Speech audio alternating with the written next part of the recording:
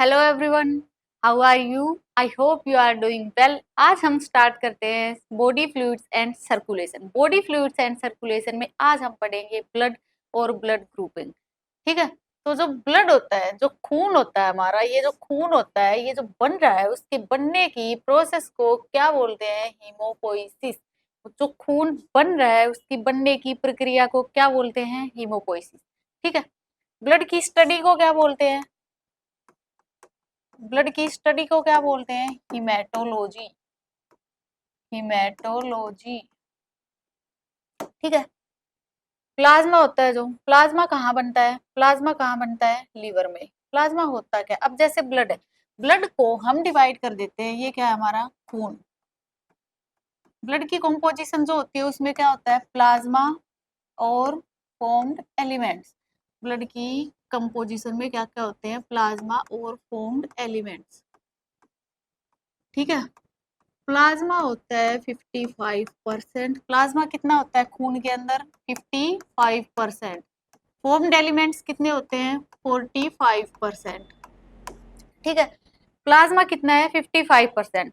Formed elements कितने हैं? 45%। तो ये जो प्लाज्मा होता है ना, इस प्लाज्मा के अंदर जो ये 55% प्लाज्मा है, इसके अंदर भी 92% क्या है? वाटर।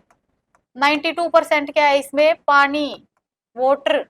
और 92% के अलावा जो बच गया 6 to 8%, 6 से 8%, वो क्या होते हैं? सोल्यूट्स। सोल्यूट्स में हमारे जैसे प्रोटीन आ जाते हैं। अब एल्ब्यूमिन हो गया, albumin, globulin, fibrinogen, globulin, fibrinogen. ठीक है। एल्ब्यूमिन जो होता है, एल्ब्यूमिन होता है वो किस में हेल्प करता है? ओस्मोटिक बैलेंस को मेंटेन रखने में हेल्प करता है एल्ब्यूमिन। एल्ब्यूमिन होता है वो अबंडेंट अमाउंट में पाया जाता है। अबंडेंट अमाउंट में पाया जाता है। ठीक है। एल्ब्यूमिन किसको मेंटेन रखता है? ओस्मोटिक बैलेंस को मेंटेन रखता है। ओस्मोटिक बैलेंस को मेंटेन रखता है, अबंडेंट अमाउंट में एल्ब्यूमिन पाया जाता है। उसके बाद आता है ग्लोबुलिन। ग्लोबुलिन जो होता है, ग्लोबुलिन होता है यही हमारी क्या बनाती है? जो हमारी इम्यूनोग्लोबुलिन्स होती है, जो हमारी एंटीबॉडी होती है, वो कौन बनाता है? ये ग्लोबुलिन ही बनाता है उसको। ग्लोबुलिन क्या बनाता है? इम्यूनोग्लोबुलिन्स। Immunoglobulins antibody. फिब्रिनोजन किसमें हेल्प करता है? फिब्रिनोजन ब्लड क्लोटिंग में हेल्प करता है। फिब्रिनोजन किसमें हेल्प करता है? ब्लड क्लोटिंग में हेल्प करता है। ठीक है। 92% हो गया पानी, 6 to 8% हो गया उसमें सोल्यूट। और क्या क्या होता है उसके अंदर? जो प्लाज्मा होता है उसके अंदर और क्या होता है? गैसेज होती है, CO2 और O2। गैसेज कौन कौन सी होती है? कार्बन डाइऑक्साइड और ऑक्सीजन। और इसके अंदर जो गैस होती है वो कैसी फॉर्म में पाई जाती है? डिजोल्ड फॉर्म में। गैस होती है वो कैसी फॉर्म में पाई जाती है? डिजोल्ड फॉर्म में। और नाइट्रोजीनियस वेस्ट होते हैं, अमोनिया हो गया, यूरिया हो गया, यूरिक एसिड हो गया। ठीक है। ब्लड कितने किस किस में डिवाइड कर दिया? प्लाज्मा और फॉर्म्ड एलिमेंट्स में। प्लाज्मा कितना होता है? 55%। फॉर्म्ड एलिमेंट्स कितने होते हैं? 45%। जो ये 55% प्लाज्मा है उसमें भी 92% क्या है? पानी। 92% क्या है? पानी। तो 92% पानी है, 6 to 8% क्या है? सोल्यूट। सोल्यूट्स में हमारे ये आ जाएंगे एल्ब्यूमिन, ग्लोबुलिन, फिब्रिनोजन। एल्ब्यूमिन किसमें हेल्प करेगा? ऑस्मोटिक बैलेंस को मेंटेन करने में एल्ब्यूमिन हेल्प करता है। अबंडेंट अमाउंट में एल्ब्यूमिन पाया जाता है। फिर आता है ग्लोबुलिन। ग्लोबुलिन क्या करेगा? जो हमारी इम्यूनोग्लोबुलिन्स होती है, जो हमारी एंटीबॉडी होती है, वो कौन बना रहा है? ग्लोबुलिन। फिब्रिनोजन, फिब्रिनोजन किसमें हेल्प करेगा? ब्लड क्लोटिंग में हेल्प करता है फिब्रिनोजन। ठीक है। उसके बाद आते हैं कौन कौन सी गैस होती है? CO2 होती है, ऑक्सीजन होती है, डिजोल्व फॉर्म में पाई जाती है, और नाइट्रोजीनियस वेस्ट भी पाए जाते हैं इसके अंदर। ठीक है। फिर आते हैं फॉर्म्ड एलिमेंट्स। फॉर्म्ड एलिमेंट्स में क्या क्या होता है? फॉर्म्ड एलिमेंट्स में आएंगी हमारी blood cells, RBC, WBC, platelet. Formed element में क्या क्या आएंगी? RBC, WBC and platelet. दोबारा लिख, फॉर्म्ड एलिमेंट्स में क्या क्या आएंगी? RBC, WBC and platelet. RBC, WBC और प्लेटलेट। आरबीसी। आरबीसी जो होती है, आरबीसी का नाम क्या होता है? साइंटिफिक टर्म में उसको क्या बोलते हैं? अराइथ्रोसाइट। आरबीसी को क्या बोलते हैं? अराइथ्रोसाइट। डब्ल्यूबीसी को क्या बोलते हैं? ल्यूकोसाइट। डब्ल्यूबीसी को क्या बोलते हैं? ल्यूकोसाइट। प्लेटलेट्स को क्या बोलते हैं? थ्रोम्बोसाइट। प्लेटलेट को क्या बोलते हैं? थ्रोम्बोसाइट। ठीक है। आरबीसी को क्या बोलते हैं? एराइथ्रोसाइट, डब्ल्यूबीसी को ल्यूकोसाइट और प्लेटलेट को थ्रोम्बोसाइट। तो सबसे ज्यादा जो आरबीसी होती है हमारे खून के अंदर, सबसे ज्यादा कौन सी सेल पाई जाती है? आरबीसी। सबसे ज्यादा कौन सी पाई जाती है? आरबीसी। आरबीसी होती है, ये अलग अलग लिखे, आरबीसी होती है, आरबीसी सर्कुलर होती है, ये देख रहे हो आरबीसी की शेप कैसी होती है? सर्कुलर होती है। आरबीसी की शेप कैसी होती है? Circular biconcave. सर्कुलर होती है, बाइकॉनकेव होती है। बट इसके एक्सेप्शन है कैमल एंड लियामा। इसके अंदर जो शेप होती है वो कैसी होती है? आरबीसी की ओवल शेप होती है। आरबीसी की शेप कैसी होती है? सर्कुलर होती है, बाइकॉनकेव होती है। बट ये क्या है? इसके एक्सेप्शन है कैमल एंड लियामा। इनके अंदर आरबीसी की शेप कैसी होती है? ओवल शेप्ड होती है। ठीक है। आरबीसी को क्या बोला हमने? एराइथ्रोसाइट। अब जो आरबीसी बन रही है तो बनने की प्रोसेस के लिए क्या लगा देंगे इसमें? एराइथ्रोपोइसिस। कोई भी अगर चीज बन रही है तो उसके लिए क्या शब्द यूज करते हैं हम? पोइसिस। अगर खून बन रहा है हीमोपोइसिस, आरबीसी बन रही है एराइथ्रोपोइसिस। आरबीसी की बनने की प्रोसेस को क्या बोलेंगे? एराइथ्रोपोइसिस। एराइथ्रोपोइसिस। ठीक है। आरबीसी की लाइफ स्पैन कितने दिन की होती है? 120 दिन। आरबीसी की लाइफ स्पैन कितनी होती है? 120 डेज। 120 दिन के बाद आरबीसी कहाँ जाती है? 120 दिन के बाद आरबीसी डिस्ट्रक्ट हो जाती है, आरबीसी मर जाती है। होती कहाँ पे है? जाके स्प्लीन में। 120 दिन के बाद क्या होती है? आरबीसी मर जाती है। फिर हमारे अंदर नई आरबीसी बनती है। नई आरबीसी बनती कहाँ है? बोन मैरो में। डिस्ट्रक्ट कहाँ होगी? स्प्लीन में। स्प्लीन को क्या बोलते हैं? Graveyard of RBC. स्प्लीन को क्या बोलते हैं? ग्रेवयार्ड ऑफ आरबीसी, या ब्लड बैंक भी बोलते हैं स्प्लीन को, ब्लड बैंक ऑफ बॉडी। ठीक है, ब्लड बैंक ऑफ बॉडी। उसके बाद सवाल आता है, ये जो आरबीसी है, आरबीसी बन कहाँ पे रही है? आरबीसी कहाँ बनती है? आरबीसी जो अर्ली एम्ब्रियोनिक स्टेज होती है ना, अर्ली एम्ब्रियोनिक स्टेज में आरबीसी कहाँ बनती है? योक सैक में। अर्ली एम्ब्रियोनिक स्टेज में आरबीसी कहाँ बनेगी? योक सैक में। योक सैक में। अर्ली एम्ब्रियोनिक के बाद जो लेट एम्ब्रियोनिक स्टेज होगी, लेट एम्ब्रियोनिक स्टेज में आरबीसी कहाँ बनेगी? लिवर एंड स्प्लीन में। Liver and spleen. Late embryonic में आरबीसी कहाँ बनेगी? लिवर एंड स्प्लीन में। एडल्ट में होती है आरबीसी कहाँ बनेगी? बोन मैरो में। एडल्ट में आरबीसी कहाँ बनती है? बोन मैरो में। ठीक है, आरबीसी हो गया। आरबीसी बनने की प्रक्रिया को क्या बोल दिया हमने? एराइथ्रोपोइसिस। आरबीसी को क्या बोलते हैं? एराइथ्रोसाइट। आरबीसी की शेप कैसी होती है? सर्कुलर शेप होती है, बाइकॉनकेव होती है। कैमल एंड लियामा उसके एक्सेप्शन होते हैं, उनके अंदर कैसी शेप होती है? उसकी ओवल शेप होती है। ठीक है। उसके बाद है ब्लड। 120 दिन की उसकी लाइफ स्पैन है, उसके बाद जाके वो मर जाएगी। कहाँ मरेगी? स्प्लीन में। स्प्लीन को क्या बोलते हैं? ग्रेवयार्ड ऑफ आरबीसी या ब्लड बैंक ऑफ बॉडी भी बोलते हैं। आरबीसी कहाँ बन रही है? अर्ली एम्ब्रियोनिक स्टेज में आरबीसी योक सैक में बन रही है। लेट एम्ब्रियोनिक स्टेज में आरबीसी लिवर और स्प्लीन में बन रही है। और एडल्ट में आरबीसी बोन मैरो में बन रही है। ठीक है। उसके बाद जो आरबीसी होती है हमारी, खून जो होता है हमारा, वो लाल रंग का होता है, रेड कलर का होता है। क्यों होता है? क्योंकि इसके अंदर क्या होता है? हीमोग्लोबिन होता है। हीमोग्लोबिन होता है। दूसरा सवाल आता है, जो आरबीसी होती है, आरबीसी के पास कोई सेल मेम्ब्रेन बाउंड ऑर्गेनेल नहीं होती है। ना ईआर होती है, ना गोल्जी होती है, ना कुछ नहीं होता है उसके पास। आरबीसी कैसी होती है? खाली होती है, होलो होती है आरबीसी। आरबीसी ए न्यूक्लिएटेड होती है, न्यूक्लियस नहीं होता। मेच्योर आरबीसी के पास न्यूक्लियस नहीं होता है। मेच्योर आरबीसी जो होती है वो ए न्यूक्लिएटेड होती है। मेच्योर आरबीसी कैसी होती है? ए न्यूक्लिएटेड। न्यूक्लियस नहीं होता है आरबीसी के पास। ठीक है। ना उसमें ईआर एंडोप्लाज्मिक रेटिकुलम होता है, ना उसमें गोल्जी होती है। फिर एक सवाल आता है कि जो आरबीसी है, आरबीसी अगर कम हो जाए, आरबीसी कम हो जाएंगी ब्लड में, तो उसको क्या नाम देंगे? उसको, उस टर्म को क्या नाम देंगे? एराइथ्रोसाइटोपिनिया। पीनिया जो वर्ड होता है ना, पीनिया, वो किसके लिए यूज करते हैं? अगर कोई चीज क्या हो रही है? कम हो रही है, तो उसके लिए किसका यूज करते हैं? पीनिया। तो अगर आरबीसी कम हो रही है ब्लड के अंदर तो उसको क्या बोलेंगे? एराइथ्रोसाइटोपिनिया। ठीक है। उसके बाद सवाल आता है कि खून की कमी से हमें कौन सी बीमारी होती है, एनीमिया। उसको टर्म क्या देते हैं ये याद रखना, आरबीसी कम हो रही, एराइथ्रोसाइटोपिनिया।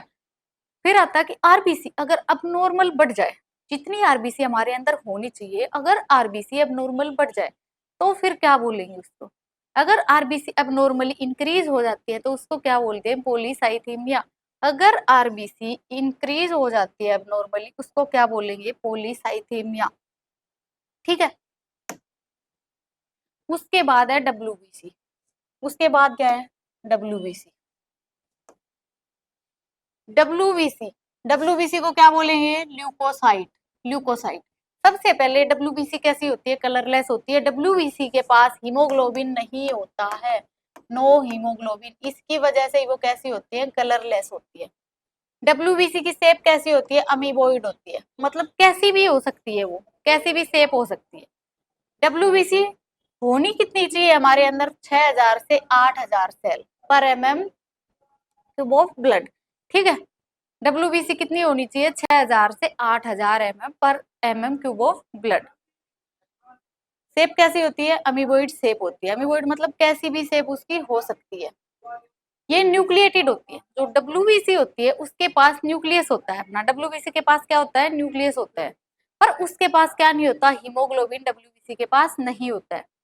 डब्ल्यूबीसी एक अकेली ऐसी चीज है, अकेली ऐसी सेल्स है जो सिर्फ हमारे लिए ही लड़ते हैं, जो सच्चा प्यार करते हैं हमारे से, और कोई नहीं करता। और अगर दो लोगों की लड़ाई है, अगर मेरी लड़ाई अपनी मम्मी से हो रही है या अपने भाई अपनी बहन किसी से भी हो रही है, तो वो इंसान अपने लिए लड़ता है।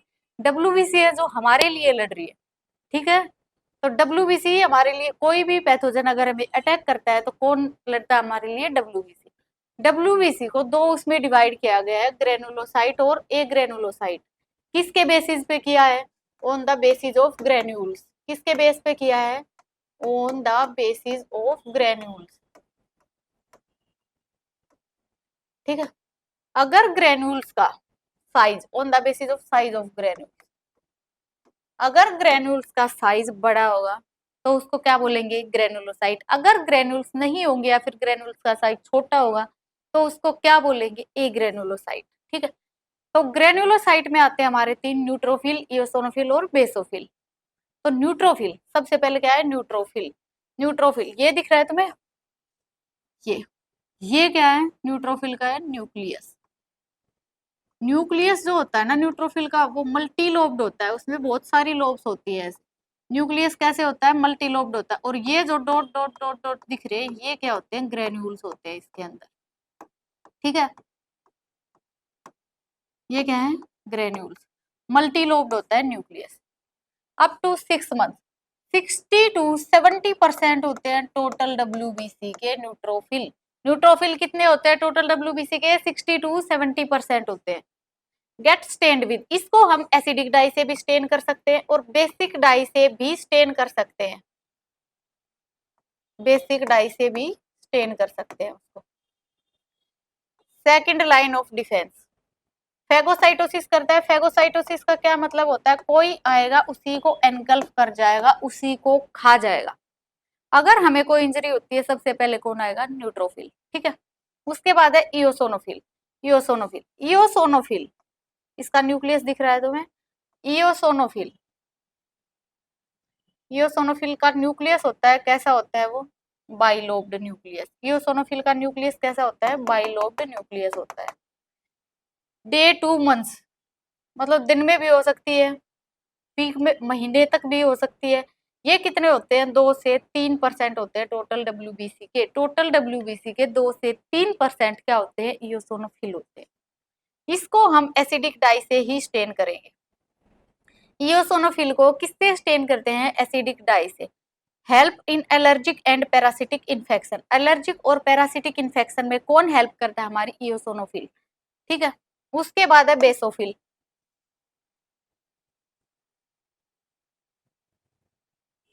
बेसोफिल जो होता है, बेसोफिल क्या होता है, बेसोफिल सबसे कम अमाउंट में पाया जाता है।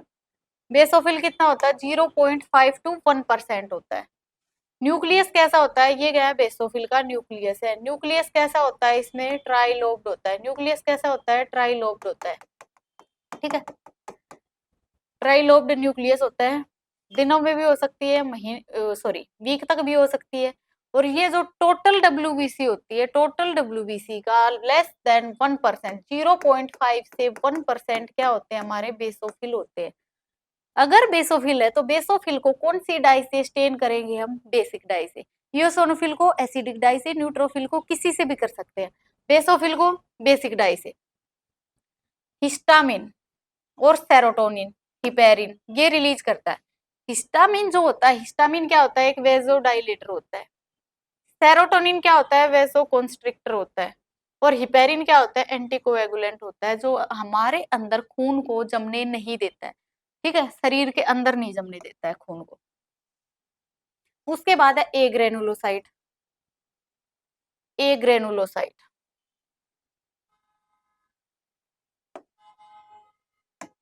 ए ग्रेनुलोसाइट में क्या क्या आएंगे हमारे, मोनोसाइट और लिम्फोसाइट। मोनोसाइट जो होती है, मोनोसाइट का जो न्यूक्लियस होता है, न्यूक्लियस किस किस कैसा होता है, बीन या किडनी शेप, ऐसे ही होते हैं ना, बीन या किडनी शेप का क्या होता है, इसका न्यूक्लियस होता है मोनोसाइट का। मोनोसाइट की life span day two month, दिन में भी हो सकती है, महीने तक भी हो सकती है। और ये टोटल डब्ल्यूबीसी के होते हैं 6 से 8%। टोटल डब्ल्यूबीसी के मोनोसाइट कितने होते हैं, 6 to 8%। फैगोसाइटिक सेल्स होती है, ये भी क्या करती है, फैगोसाइटोसिस। और एक और बात, जो मोनोसाइट होते हैं ना, मोनोसाइट ही मॉडिफाई होके क्या बनाते हैं, हमारे मैक्रोफेजिस। मोनोसाइट ही मॉडिफाई होके क्या बनाते हैं, हमारे मैक्रोफेज बनाते हैं। ठीक है, फैगोसाइटोसिस कोई आएगा उसी को खा जाना उसने, फैगोसाइटोसिस कोई आया उसी को खा जाएगा, नहीं छोड़ेगा किसी को भी। उसके बाद है लिम्फोसाइट। लिम्फोसाइट, लिम्फोसाइट में क्या होती है, बी सेल है, टी सेल है। ठीक है, बी सेल, टी सेल। तो लार्ज राउंड न्यूक्लियस होता है विद सेंटी साइटोप्लाज्म। इसकी भी जो लाइफ स्पैन होती है डेज से ईयर्स तक हो सकती है। टोटल डब्ल्यूबीसी का कितना होता है, 20 से 25% होता है टोटल डब्ल्यूबीसी का। उसके बाद सवाल आता है कि ये जो बी सेल और टी सेल है हमारी, ये बी सेल और टी सेल कहाँ बन रही है, ये बी सेल और टी सेल कहाँ बनती है, बी सेल कहाँ बनेगी, बोन मैरो में। टी सेल भी कहाँ बनेगी, बोन मैरो में। अब जो बी सेल होती है, बी सेल की फॉर्मेशन कहाँ हो रही है, रेड बोन मैरो में। आरबीएम मतलब red bone marrow. B cell की फॉर्मेशन कहाँ हो रही है, रेड बोन मैरो में। मैचुरेशन भी कहाँ हो रही है, रेड बोन मैरो में। टी सेल, टी सेल बन कहाँ रहा है, रेड बोन मैरो में। और मेच्योर कहाँ हो रहा है, थाइमस में। ठीक है, B cell red bone marrow में बन रही है, रेड बोन मैरो में मेच्योर हो रही है। T cell red bone marrow में बन रही है और थाइमस में मेच्योर हो रही है। और थाइमस जो होती है ना, थाइमस एक ऐसी ग्लैंड, ऐसा ऑर्गन होता है जिसका साइज एज के साथ रिड्यूस होता जाता है, कम होता जाता है। इसलिए बोलते हैं ना, कोई बूढ़ा आदमी होता है, बूढ़ा आदमी अगर बीमार हो जाएगा तो वो जल्दी ठीक नहीं होगा। क्यों, क्या नहीं है उसके पास, थाइमस का साइज घटता घटता घटता जाता है, छोटा होता जाता है। ठीक है, उसके बाद है प्लेटलेट। प्लेटलेट, प्लेटलेट कैसे होते हैं हमारे, प्लेटलेट को क्या बोलते हैं, थ्रोम्बोसाइट। प्लेटलेट को क्या बोलते हैं, थ्रोम्बोसाइट। प्लेटलेट होते हैं circular by convex. By convex, RBC कैसी थी, बाई कॉनकेव, प्लेटलेट कैसे हैं, बाई कॉन्वेक्स। प्लेटलेट की लाइफ स्पैन होती है अप टू 1 वीक। होने कितने चाहिए, 1.5 to 3.5 लाख, 1 लाख से 1.5 लाख। अगर प्लेटलेट 1 लाख से 1.5 लाख है, अगर प्लेटलेट बहुत कम हो जाए तो टर्म तो क्या देनी है हमने उसको, थ्रोम्बोसाइटोपिनिया। थ्रोम्बोसाइटोपिनिया, कम हो गए तो क्या मतलब उसका, थ्रोम्बोसाइटोपिनिया टर्म उसको देते हैं नाम। प्लेटलेट हेल्प किस में करते हैं, ब्लड क्लोटिंग में। अब हमारे अंदर होने चाहिए इतने प्लेटलेट, और अगर हमारे अंदर इतने प्लेटलेट नहीं है, मान लो किसी के अंदर 45 तक आ जाते हैं, 45,000, तो ऐसे केस में क्रिटिकल केस हो जाता है वो। और एक बीमारी होती है प्लेटलेट से रिलेटेड, क्या बोलते हैं उसको, परप्यूरा डिजीज। परप्यूरा डिजीज जो होती है ना, उसमें ऐसे बॉडी के ऊपर पैचेज होने लग जाते हैं, पूरी बॉडी के ऊपर। ठीक है, तो थ्रोम्बोसाइट होते हैं, थ्रोम्बोसाइट कितने होते हैं, प्लेटलेट किस में हेल्प करते हैं, ब्लड क्लोटिंग में हमारी हेल्प करते हैं प्लेटलेट। ठीक है, उसके बाद है ब्लड ग्रुप।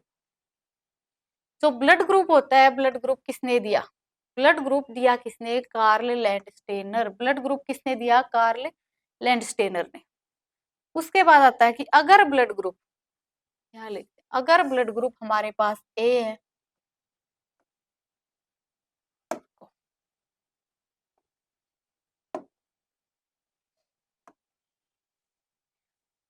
अगर ब्लड ग्रुप ए है तो एंटीबॉडी क्या होगी उसमें? एंटीजन लिख देते हैं पहले। एंटीजन क्या होगा? ए। एंटीबॉडी क्या होगी? बी। अगर ब्लड ग्रुप बी है तो एंटीजन क्या होगा? बी। एंटीबॉडी क्या होगी? ए। अपोजिट होंगे ये। अगर ए ब्लड ग्रुप है, ए ही एंटीजन है, ए ही एंटीबॉडी है, तो फिर क्या होगा? युद्ध हो जाएगा, वो अपने आप ही उसको मार देंगे। ठीक है, तो ए ब्लड ग्रुप है तो क्या होगा? एंटीजन ए होगा, एंटीबॉडी बी होगी। अगर बी ब्लड ग्रुप है तो क्या होगा? एंटीजन बी होगा, एंटीबॉडी ए होगी। उसके बाद आता है ए बी। अगर ए बी ब्लड ग्रुप है, अगर ए बी ब्लड ग्रुप है तो एंटीजन तो इसके पास दोनों है। अगर ए बी ब्लड ग्रुप है तो एंटीजन दोनों है उसके पास, ए भी है बी भी है, तो उसके पास एंटीबॉडी कोई नहीं होगी। ठीक है, ए बी ब्लड ग्रुप जो होता है उसके पास एंटीबॉडी कोई नहीं होगी। उसके बाद है ब्लड ग्रुप ओ। ओ जो होता है, ओ के पास कोई एंटीजन नहीं होगा, ना ओ के पास ए एंटीजन है, ना ओ के पास बी एंटीजन है, एंटीबॉडी दोनों होगी। जो ए बी ब्लड ग्रुप होता है, ए बी ब्लड ग्रुप होता है वो क्या होता है? Universal recipient. कोई भी ब्लड ग्रुप दे वो उसने ले लेना है, यूनिवर्सल रिसिपिएंट। उसको ये नहीं है कि भाई मैं इसका नहीं लूंगा, मैं उसका नहीं लूंगा, उसको जो मिल जाएगा उसने उसी को ले लेना है। ठीक है, उसके बाद है ओ। ओ पॉजिटिव होता है, ओ नेगेटिव होता है। जो ओ नेगेटिव होता है, ओ नेगेटिव कैसा होता है? Universal donor. और ये बहुत ही रेयर पाया जाता है। जो ओ नेगेटिव ब्लड ग्रुप होता है ये बहुत रेयर पाया जाता है, रेयरली पाया जाता है, यूनिवर्सल डोनर होता है। अभी मान लो किसी का एक्सीडेंट हो गया तुम्हारे सामने और तुम्हें नहीं पता उस इंसान का क्या ब्लड ग्रुप है, तुम्हें नहीं पता, तो तुम उसको कौन सा खून दोगे? O negative. अगर तुम्हें नहीं पता और उसको बहुत ही अर्जेंट ब्लड की रिक्वायरमेंट है तो हम उसको कौन सा देंगे? ओ नेगेटिव, क्योंकि ओ नेगेटिव क्या आता है? यूनिवर्सल डोनर होता है। ठीक है, उसके बाद है राइथ्रोब्लास्टोसिस फिटेलिस। राइथ्रोब्लास्टोसिस फिटेलिस या इसको बोलते हैं HDN, haemolytic disease of newborn. क्या बोलते हैं? Haemolytic disease of newborn. इसके अंदर क्या होता है? अगर फादर RH पॉजिटिव है, मदर RH नेगेटिव, सॉरी, अगर फर्स्ट प्रेगनेंसी में मदर क्या है? फर्स्ट प्रेगनेंसी में मदर क्या है? RH नेगेटिव है और बच्चा हो गया उसका RH पॉजिटिव। फर्स्ट प्रेगनेंसी में मदर RH नेगेटिव है, बच्चा कैसा? RH positive. तो जो डिलीवरी होती है बच्चा होता है वो नॉर्मल होता है फर्स्ट। क्यों? क्योंकि यहाँ पे मान लो किसका ब्लड है? मदर का ब्लड है, मदर का ब्लड है। बीच में क्या है? ये प्लेसेंटा है और इधर क्या है? फीटस का ब्लड है। तो ये प्लेसेंटा जो है ना ये मिक्सिंग नहीं होने देता है उसकी, तो फर्स्ट चाइल्ड जो होता है वो कैसा होगा? नॉर्मल होगा। उसके बाद है सेकंड प्रेगनेंसी। सेकंड प्रेगनेंसी में अगर ऐसा होता है, सेकंड प्रेगनेंसी में तो जो फीटस होता है उसमें क्या हो जाएगा? Haemolytic ammonia. फीटस में क्या हो जाएगा? Haemolytic anaemia. और बच्चा जो होता है ना वो मर जाता है अगर उसकी सीवियर कंडीशन होती है तो। क्यों? क्योंकि वो क्या करता है? जो आरबीसी होती है आरबीसी को डिस्ट्रॉय कर देता है। फर्स्ट प्रेगनेंसी होने के बाद जब वो हाथ से उसको ऐसे काटते हैं तो क्या हो जाती है? मिक्सिंग हो जाती है ब्लड की। तो सेकंड प्रेगनेंसी नॉर्मल नहीं होगी, बच्चा नॉर्मल नहीं होगा, बच्चे को क्या हो जाएगा? हीमोलिटिक एनीमिया हो जाएगा, बच्चा मर जाएगा। तो उसके लिए, उसको रोकने के लिए क्या देते हैं हम उसको? रोगम, एक इंजेक्शन होता है एंटीआरएच। जो फर्स्ट प्रेगनेंसी होती है ना, फर्स्ट प्रेगनेंसी जैसे ही होती है उसको, फर्स्ट चाइल्ड हुआ उसके तुरंत बाद देते हैं, तुरंत इमीडिएटली किसका इंजेक्शन देते हैं? रोगम। ठीक है, उसके बाद है ब्लड कोएगुलेशन।